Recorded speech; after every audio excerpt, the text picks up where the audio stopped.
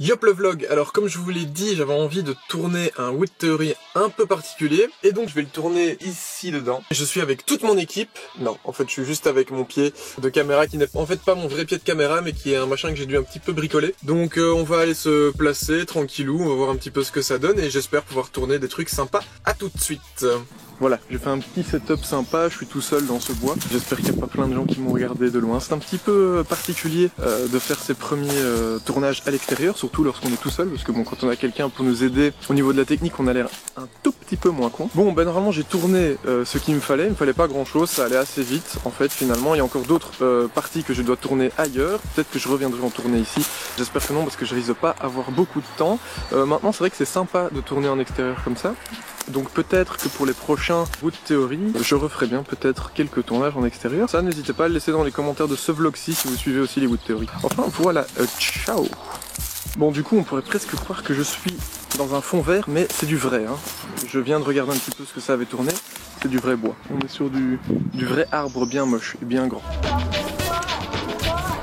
Yop le vlog, alors j'ai perdu un petit peu de cheveux entre temps, mais c'est bien plus propre comme ça. Comme vous pouvez le voir derrière moi, le projet de table basse avance assez bien. Voilà, je suis assez content, j'ai réussi à bien avancer. Donc comme je vous l'avais dit, le plateau est un peu particulier. En fait on a du bouleau qui a été placé dessus, donc ce sont des tranches de bouleau que j'ai verni. Alors c'est un bouleau qui est très récent, il a été coupé vraiment il y a, bon maintenant il y a presque un mois quand même, mais un peu moins d'un mois je pense. Donc il va encore beaucoup bouger comme on le sait. On voit déjà qu'il y en a quelques-uns voilà, qui se sont fendus déjà maintenant en séchant, donc ils vont encore bouger. C'est pourquoi je ne les ai pas collés et je ne vais pas les coller pour leur permettre justement de pouvoir bouger et pouvoir rectifier un peu le tir chez le client au fur et à mesure selon comment le bois va bouger, parce que je sais pas exactement quelle place il va prendre. Donc la table, je viens de la cirer avec donc de l'osmo. Donc là la table est cirée, en tout cas une première couche. D'ailleurs on voit qu'il y a des endroits qui sont pas très propres. Il va falloir que je gratte un petit peu la cire et que je vienne remettre un peu plus proprement. Ce qui m'impressionne moi toujours le plus en ébénisterie, et c'est ça que je trouve génial avec ce métier, c'est qu'on passe de ceci à ceci, à une table complète, et ça je trouve ça toujours dingue de passer d'un bois qui est assez moche finalement, en plein de taches et de choses dégueu, et d'y arriver à quelque chose de très propre. Tchuss. Yop le vlog, alors ce tas de bois là derrière n'est absolument pas pour moi. Ce qui m'intéresse aujourd'hui, c'est ce que je viens d'aller chercher ce matin. Ceci, donc c'est du yellow pine, donc c'est du pin jaune, c'est ce qu'il y a finalement de plus classique. Il fait 4 cm d'épaisseur, donc on a 4 planches comme celle-ci, et puis 4 planches beaucoup plus longues, ici qui font à peu près 3,40 m, 3,36 m je pense, je me rappelle bien des mesures. Ça donc c'est pour la bibliothèque qui va bientôt être en création, mais j'attends pour ça un petit colis supplémentaire dont je vais absolument avoir besoin. Normalement c'est envoyé, mais je ne vois toujours pas d'avancée sur le suivi du colis, donc on verra. On va voir un petit peu cette semaine, ça devrait arriver, et ça va me permettre donc de me lancer dans la construction de cette bibliothèque. Bon, la bonne nouvelle c'est que ça a enfin avancé un petit peu, voilà, j'avais été de mauvaise langue, et du coup, normalement ça devrait arriver le 24 mai. Trop cool, hein. Voilà, il n'y a plus qu'à attendre que ça arrive. J'ai fait réaliser ces collages par la scierie près de chez moi, chez qui je vais chercher la plupart de mes bois. Tout simplement parce que ça permet d'avoir un travail... déjà, c'était des... Pour les petites longueurs, j'aurais pu le faire moi-même. Mais les grandes longueurs de plus de 3 mètres, c'est vite beaucoup d'ennuis dans mon atelier qui est tout petit. En plus de ça, les collages sur de si grandes longueurs, bah, j'aurais pas eu assez de presse, etc. Ça aurait été la merde. Eux, en plus, ont les moyens de faire des micro-dentures. Donc, ce sont les petites dents qu'on voit ici qui permettent d'avoir une surface à la fois maximale de collage, donc encore plus de résistance, mais en plus ça permet d'industrialiser un petit peu le collage en ayant donc les planches qui vont se mettre à niveau l'une l'autre, donc qui vont vraiment être à fleur de manière automatique. Là vous remarquerez la table qui est toujours en cours. On arrive sur la fin du projet, il me reste plus qu'à mettre la tablette en verre qui va au-dessus, et oui c'est une tablette en verre qui va venir se placer sur le dessus de la table.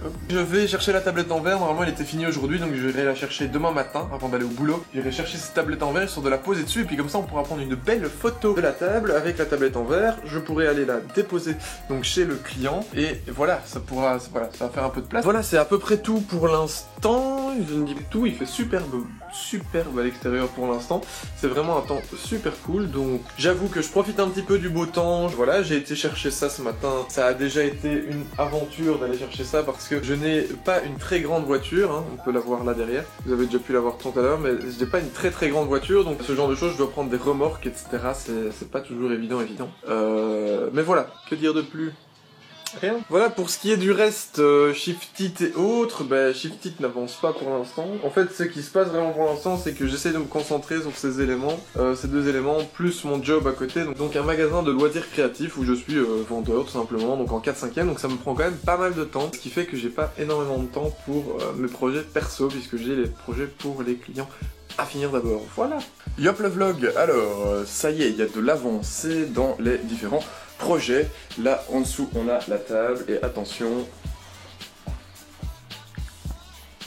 elle a été recouverte d'une vitre qui fait à peu près 8 mm si je me rappelle bien, donc qui est simplement posée dessus avec des caoutchouc antidérapants qui vont donc éviter que le verre ne bouge, donc ça le laisse vraiment en place, ce qui fait que on n'a plus accès directement au bois, même si on garde un accès par ici. La vitre n'est donc pas collée, ça va permettre de pouvoir la retirer assez facilement pour à la fois, j'ai des sales traces mais c'est parce que j'ai porté une casquette parce que je bossais dehors, je vais vous montrer après où j'en étais. Ça va permettre à la fois de pouvoir continuer à les nettoyer quand même à l'intérieur parce que bon, voilà, on a quand même pas mal de petits interstices qui sont embêtants. Voilà, alors évidemment je vais essayer d'aller porter cette table au plus vite chez le client pour éviter tout problème parce que bon, c'est quand même de la vitre, c'est comme du verre, donc dans l'atelier vous voyez qu'autour j'ai quand même quelques bois qui attendent et j'ai toujours un peu peur que ça tombe dessus, donc à mon avis ça va bientôt partir. Et donc comme vous pouvez le voir, là on a donc la bibliothèque, j'ai recoupé les côtés de la bibliothèque et j'ai commencé à réaliser les assemblages et c'est pour ça que j'étais dehors.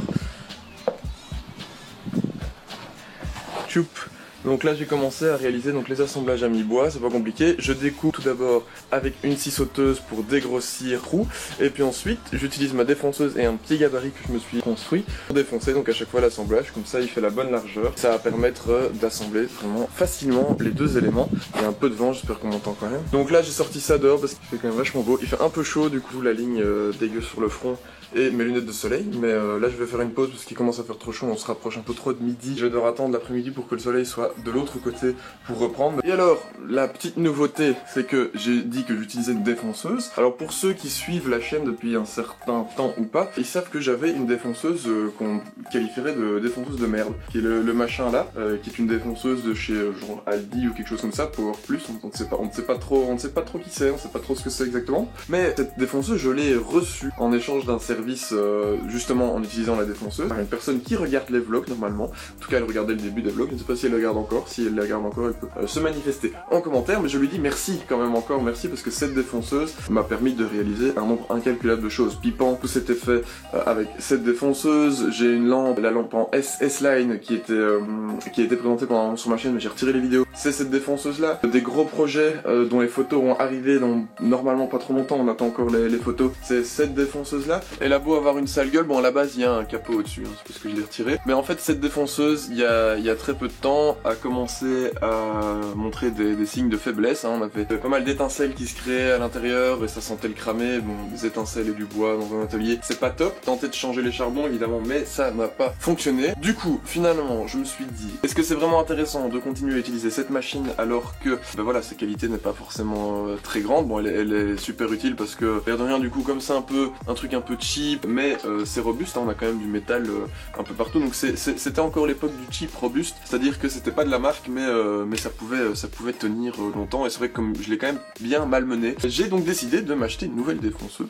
J'ai acheté ceci, donc avec sa caisse, hein, son flat case qui est là-bas derrière. Si ça vous intéresse d'avoir des explications sur la défonceuse, n'hésitez pas à le laisser en commentaire, et alors pas dans ce vlog-ci parce que sinon ça va être trop long, ça va être chiant, mais peut-être que je ferai soit une vidéo à part, soit dans un des vlogs, je vous ferai une petite explication de cette défonceuse Festool pour ceux qui ne la connaissent pas, qui est quand même, allez, qui est quand même pas mal, hein, je dois dire. Festool, j'ai l'habitude de dire que c'est un peu le Apple de l'ébéniste, c'est-à-dire qu'ils sortent quand même des produits qui sont super bien finis. Bon, je parle de l'Apple des ébénistes, l'âge d'or de Apple, hein, pas actuellement, on est d'accord, on va pas lancer un débat sur les qualités d'Apple actuellement. C'est vraiment une chouette machine. J'ai pas de partenariat avec Festool, j'aimerais bien, je ne serais pas contre, mais à mon avis il va falloir un tout petit peu plus d'abonnés, donc abonnez-vous, de partager à vos amis, hein, comme on dit, histoire que ça va un peu plus d'abonnés et que peut-être Festool m'appelle en faisant dis donc, ça te dirait pas de faire un petit partenariat parce qu'on voit que tu utilises bien nos machines, hein, parce que là derrière vous pouvez voir que j'ai quelques autres machines à eux, dont la Domino qui est quand même aussi la